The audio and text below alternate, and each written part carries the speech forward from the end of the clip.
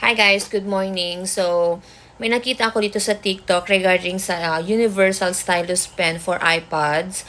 And napa-check out ako mga sisms. Ito siya. And then this one. Pero Type-C ano siya ha, charger. Ayan, meron siya. And at the same time, meron din siyang may pa-free ba to o kasamang extra na tip. Ngayon, ang sabi, double tap mo lang yan para mag-off. And then, hindi ko alam kung, ayan, para mag-on siya. Now, hindi ko siya alam gamitin kung paano ko siya i-connect sa aking iPad. Anyway, I am using iPad M3. Ayan. Hindi ko siya alam kung paano i-connect. Kasi hindi ko alam kung may manual ba to or nawala ko siya. Hindi ko alam i-connect, be. Sayang. Para kung saan lalabas ako, ito na lang yung gagamitin ko na pencil. Kasi, bumili ako ng Pencil Pro.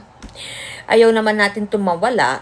So, parang gusto ko gumamit ng ibang pen pagkalalabas ako. Para kung mawala man, hindi masyadong mabigat sa damdamin. Kesa naman, ito yung mawala. So, ito, hindi siya gumagana.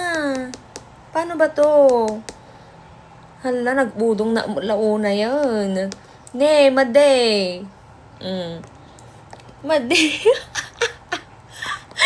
Maday mga sis. Anyway, baka hindi ko lang talaga alam gamitin. Sana ituro nyo. Sino pwedeng magturo dyan? Or hindi siya compatible for iPad M3. Ang alam ko naman compatible siya sa iba. Pero yung mga nakikita ko kasi mga iPad 11, doon pwede siya ito. So, hindi ko alam kung pwede din siya sa iPad M3. Anyway, comment nyo naman kung paano gamitin. Kasi sayang, nabili ko na eh. Ito yung gagamitin kong alternative or ito yung gagamitin kong pamalit kapag lalabas ako. Kasi kapag ito yung nawala, ewan ko na lang. Anyway, bye-bye.